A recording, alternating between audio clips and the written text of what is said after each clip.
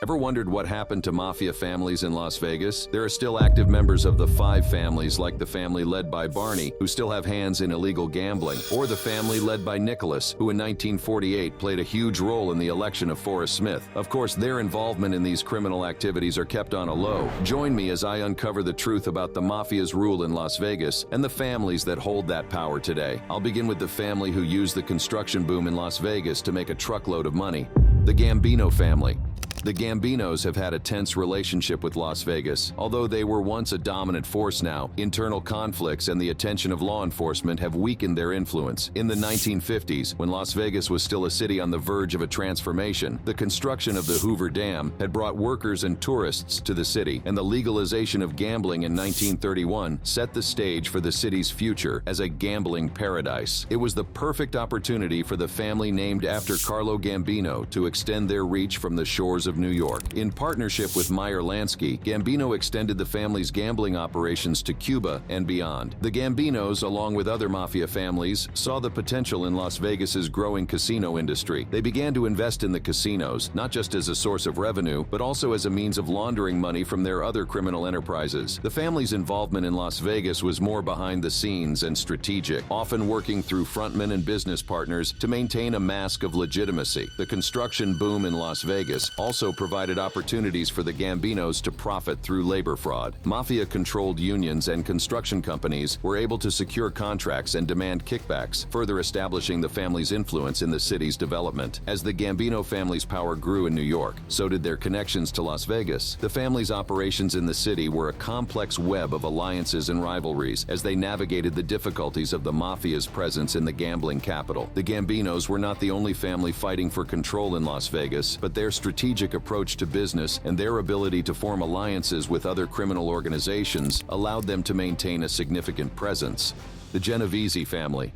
The Genovesi family is one of the five families and has had a strong presence in Las Vegas since the 1960s. They are known for their involvement in labor unions and the hospitality industry and have been linked to various casinos. Formed by Charles Lucky Luciano and later renamed after Vito Genovese, the Genovesi family, along with other crime families, saw the potential for a lucrative new venture. They moved in, using their influence to gain a foothold in the casino industry. Through their control of the labor unions, particularly the Culinary Workers Union, they were able to manipulate the casino operations to their advantage. The family's involvement in Las Vegas was a masterclass in organized crime. They skimmed vast sums of money from the casinos, laundering off the profits through various businesses and investments. The Genovesi family's reach extended into every corner of Las Vegas life, from the entertainment and hospitality sectors to the construction projects that would shape the city's skyline. The Genovesi family's early activities in Las Vegas set the stage for the city's transformation into a place for organized crime. The family's influence was widespread, and their methods were ruthless. They enforced their will through a combination of bribery, extortion, and violence. Their grip on Las Vegas would remain unchallenged for decades, as they built an empire that was both feared and admired. Despite the decline in mafia activity in Las Vegas in recent years, the presence of the Genovesi family can still be seen in construction and internet-enabled illegal gambling. It is believed that Liborio Barney Bellomo now pulls the family's strings from the shadows.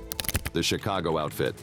As the Chicago outfit solidified its grip on the Midwest's underworld, the bright lights of Las Vegas beckoned, offering a new frontier for expansion. The desert city, known for its casinos and lenient laws, was ripe for the taking, and the outfit quickly seized the opportunity. The move to Las Vegas was a strategic play to embed the outfit into the fabric of the city's burgeoning casino industry. The masterminds behind this audacious expansion were none other than the outfit's upper echelon, including the likes of Paul Ricca, Tony Accardo, and later, the infamous Sam Giancana. They began by forging alliances with casino owners, using their muscle to secure a piece of the action. But to truly control Las Vegas, outfit needed vast sums of money, and they found it in the Teamsters Central States Pension Fund. This fund, filled with the retirement savings of hardworking truck drivers, became the outfit's private bank. With the help of Jimmy Hoffa, the powerful president of the Teamsters Union, the outfit secured loans from the pension fund, funneling millions of dollars into the construction and acquisition of casinos. They installed their men to oversee operations, ensuring that a cut of the profits always went to Chicago. The skim, as it was known, was a well-oiled machine, siphoning off untold amounts of money before it could be accounted for, making the outfit members back home exceedingly wealthy. Despite setbacks like FBI indictments and corporate takeovers, the Chicago outfit is rumored to still wax strong in the shadows of Sin City's casinos.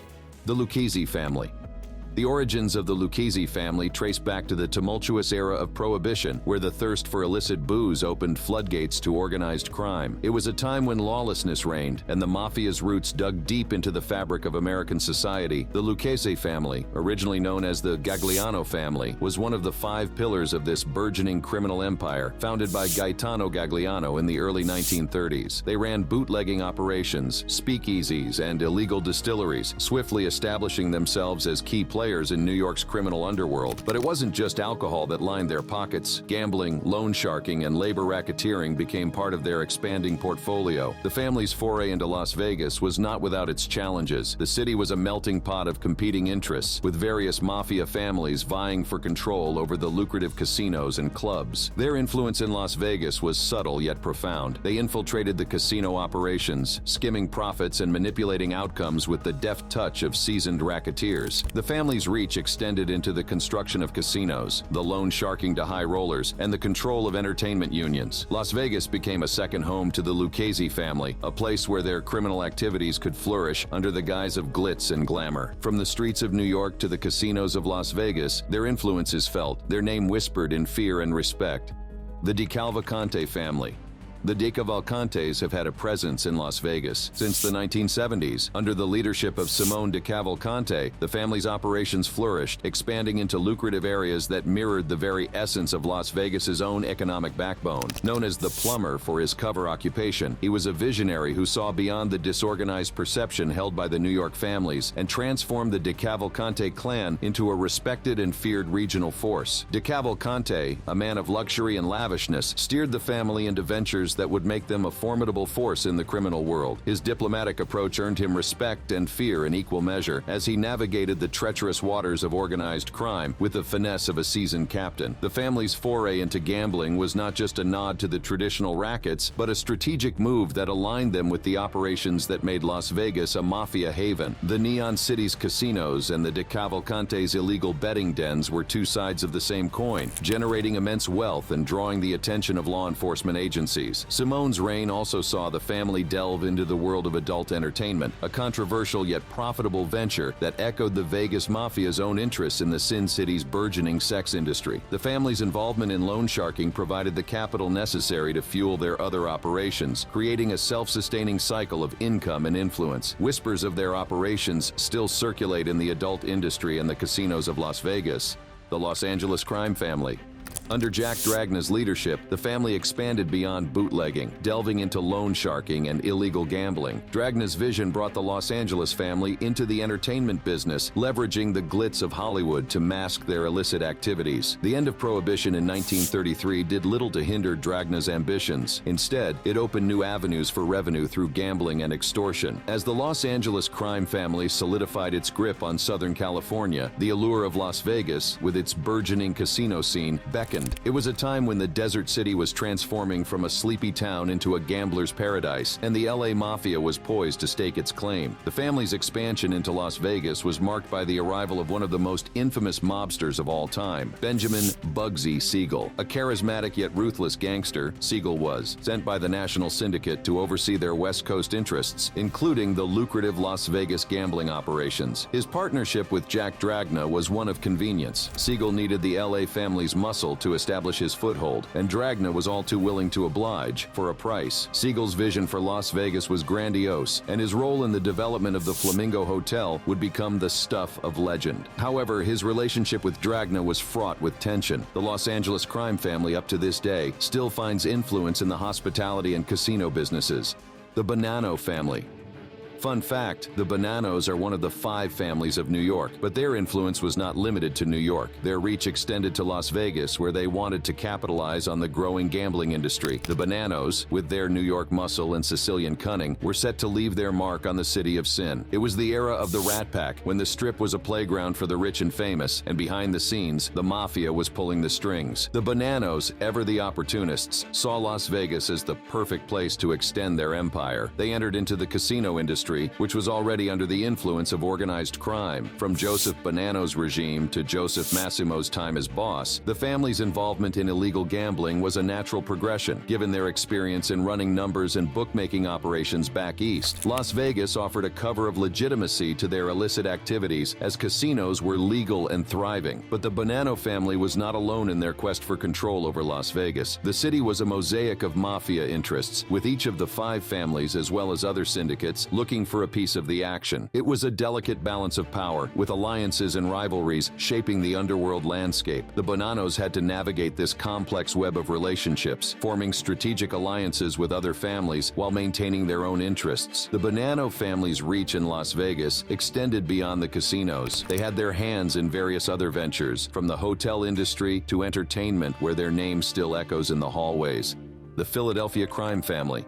The Philadelphia crime family's tendrils, under the shrewd leadership of Joey Merlino, stretched far beyond the gritty streets of the city of brotherly love, intertwining with the glitzy, sun-baked sin of Las Vegas. The historical ties between Philadelphia and Las Vegas are rooted in a shared legacy of organized crime, where the pursuit of illicit profits knew no geographical bounds. In the mid-20th century, the Philadelphia mob saw the potential in the casino industry of Las Vegas. Philadelphia's mobsters, like their counterparts from other cities, funneled money into the casinos, gaining a foothold in the management and skimming operations that would line their pockets for years to come. When Joey Merlino assumed control of the Philadelphia crime family in the 1990s, the landscape of organized crime had shifted significantly. The days of overt mob control over Las Vegas casinos had waned, thanks to increased scrutiny from law enforcement and the gradual corporatization of the industry. However, the mob's influence did not disappear. It merely adapted to the new environment. Merlino's leadership coincided with a time when the traditional rackets of the mob were being supplemented by more sophisticated and less conspicuous forms of criminal enterprise. The Philadelphia mob under Merlino maintained its connections with Las Vegas, but these ties are now characterized by a more covert approach to business dealings and revenue generation. The mob's involvement in loan sharking, sports betting, and money laundering continued, albeit with a modern twist that often involved legitimate business fronts and advanced technology to evade detection.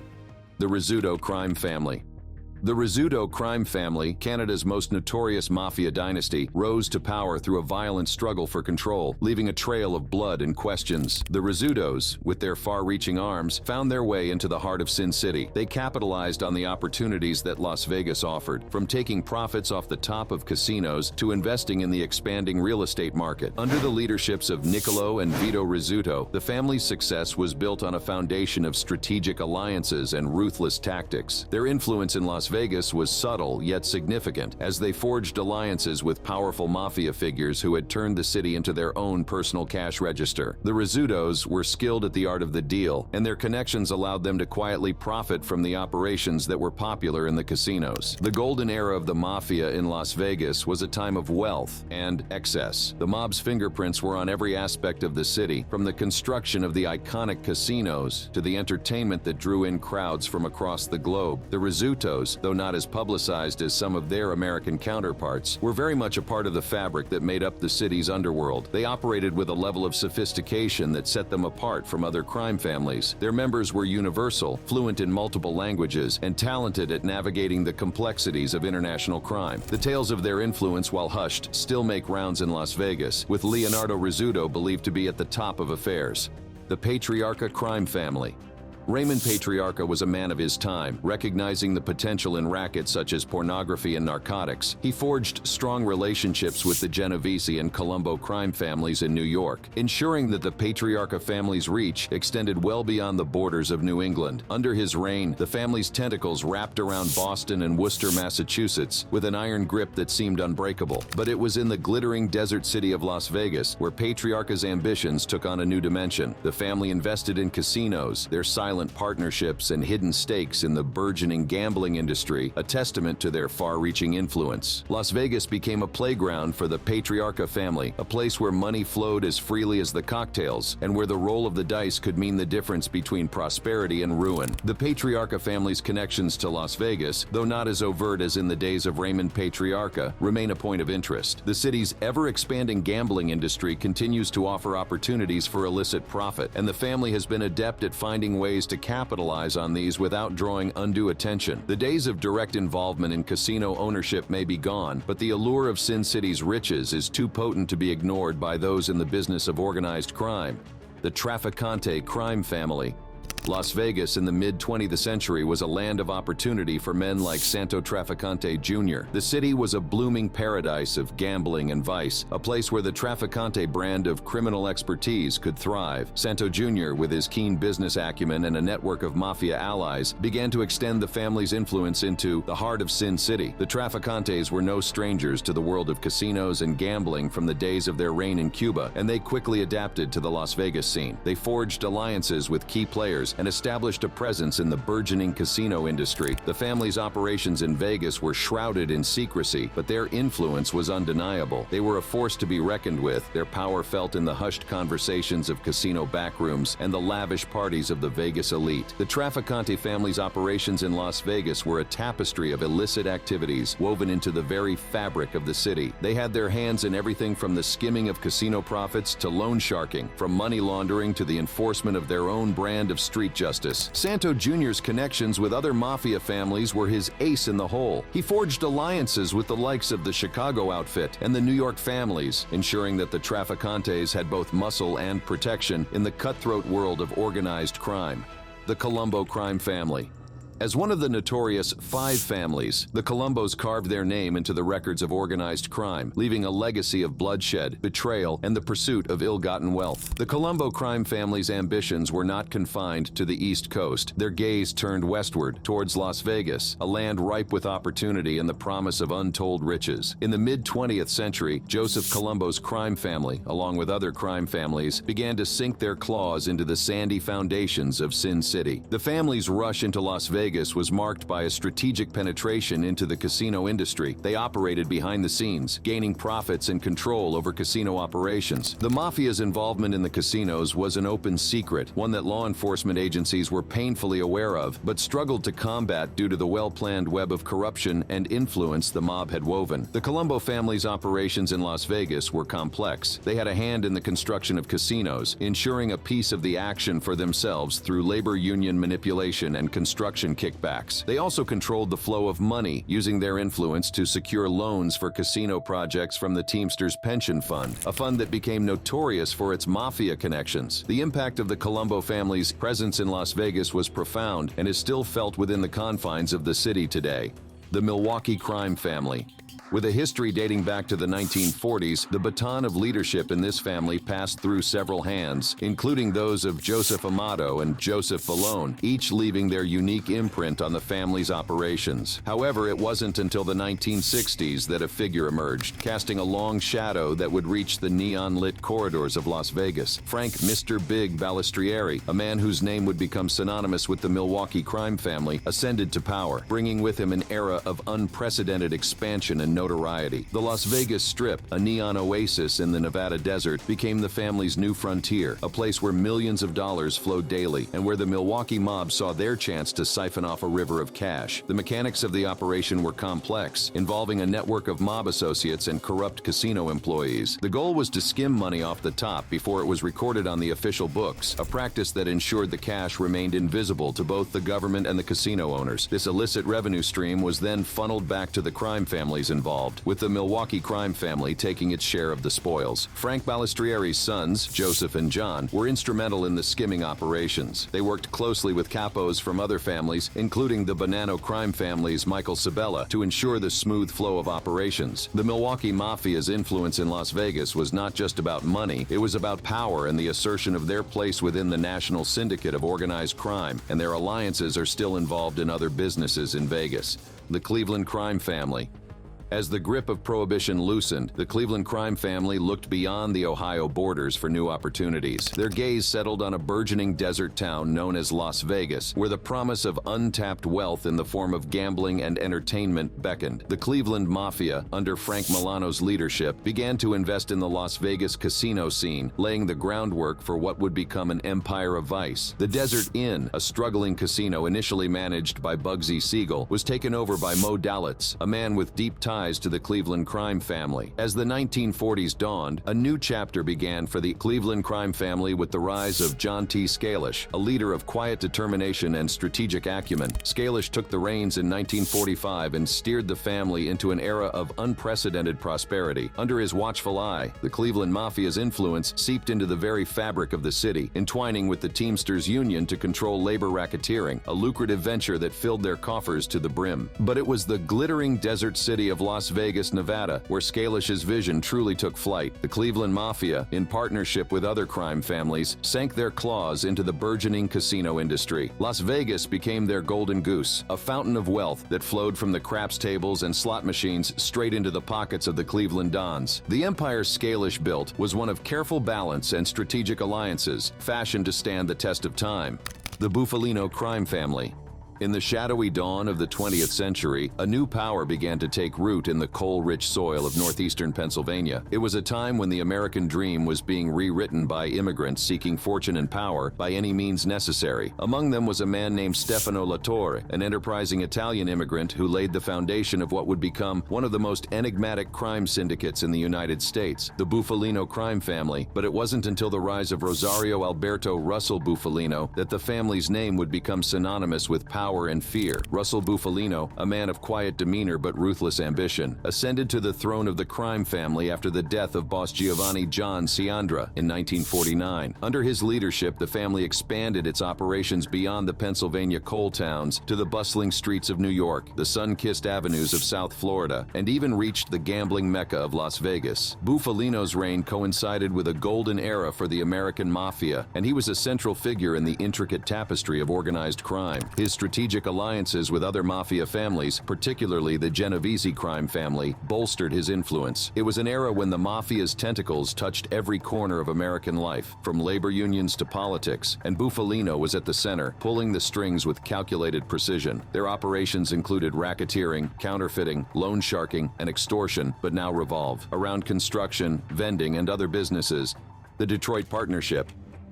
Founded by Pietro Mirabile, the Detroit Partnership's ambitions were not confined to the Motor City. The Detroit Mafia was among the visionaries that saw the potential in the tempting lights of Las Vegas. They saw beyond the dry landscape to the oasis of opportunity that lay in the expansion casino industry. In the 1940s and 50s, Las Vegas was transforming, with money flowing as freely as the cocktails, and Joseph Zerilli of the Detroit Partnership wanted a seat at the table. They began to forge alliances with other mafia families who were already into the city's gambling ventures.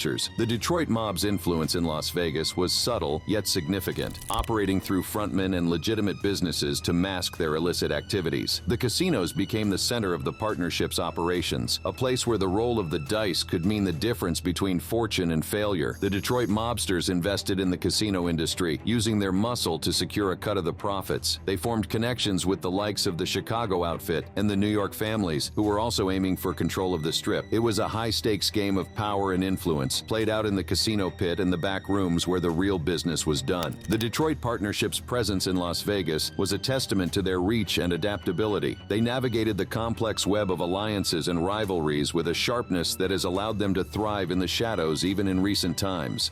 The New Orleans crime family.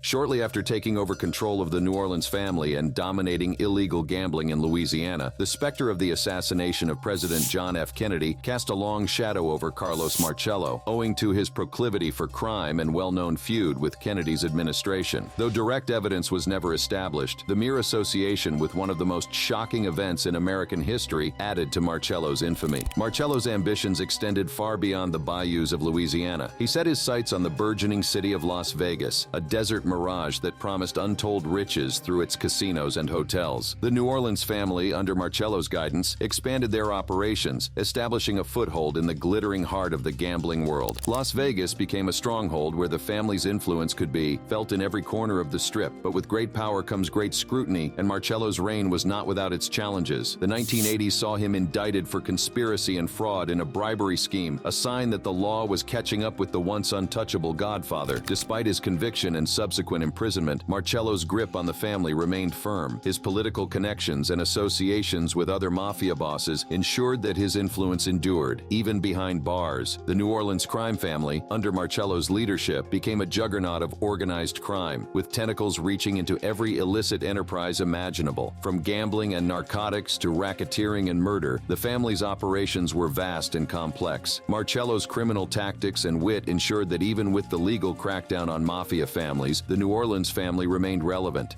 The Pittsburgh crime family.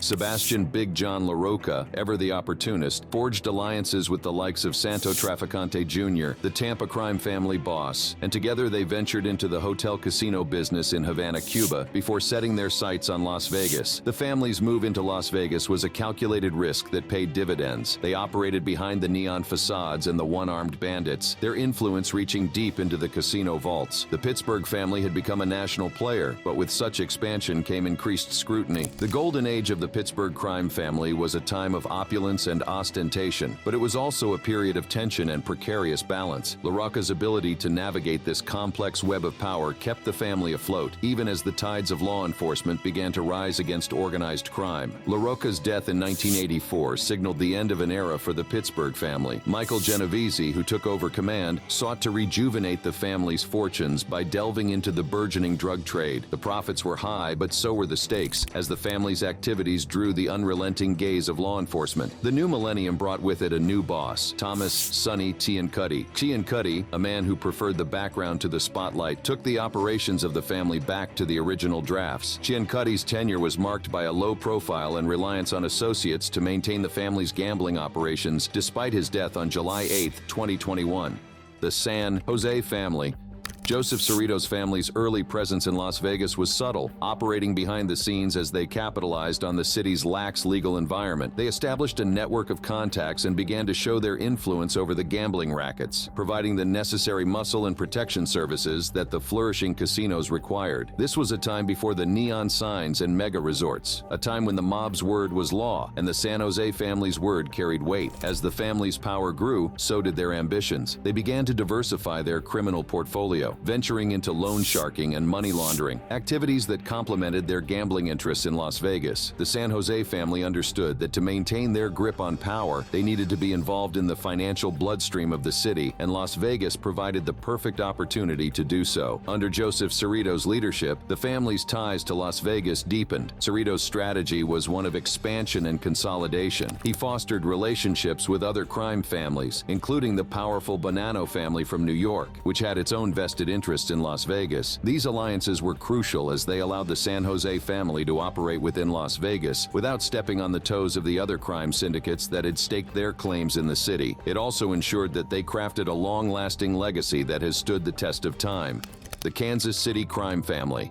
The Kansas City Mafia ran a successful organized crime outfit with operations ranging from bootlegging and gambling to even political involvement, with former boss Charles Banaggio playing a pivotal role in the election of Forrest Smith in the Missouri gubernatorial race of 1948, prior to his assassination. The era of Nicholas Civella's leadership, however, marked a period of unprecedented expansion and influence that would extend far beyond the borders of Missouri. Civella, a man of both charisma and cunning, ascended to the role of boss in the 1950s and set his sights on a glittering desert mirage rising in the west. Las Vegas. Nicholas Civella, a name that would become synonymous with the Kansas City Mafia, was not content with the traditional rackets of his predecessors. He envisioned a national syndicate, a network of alliances that would link the Heartland's mob to the burgeoning casino industry of Las Vegas. Civella's strategic acumen was evident as he forged pacts with other mafia families, creating a formidable coalition that would come to wield significant power in the criminal underworld. The Civella era was marked by a bold move that would forever intertwine the Kansas City family with the fate of Las Vegas. Using the Teamsters Union's Central States Pension Fund as a seemingly inexhaustible well of resources, Civella financed the construction and operation of casinos in the neon-soaked city. The family's operations are still rumored in the construction and gambling business today. There you have it, some of the mafia families still operating in Las Vegas up until this day. If you enjoyed this video, click on the ones showing on your screen to enjoy more.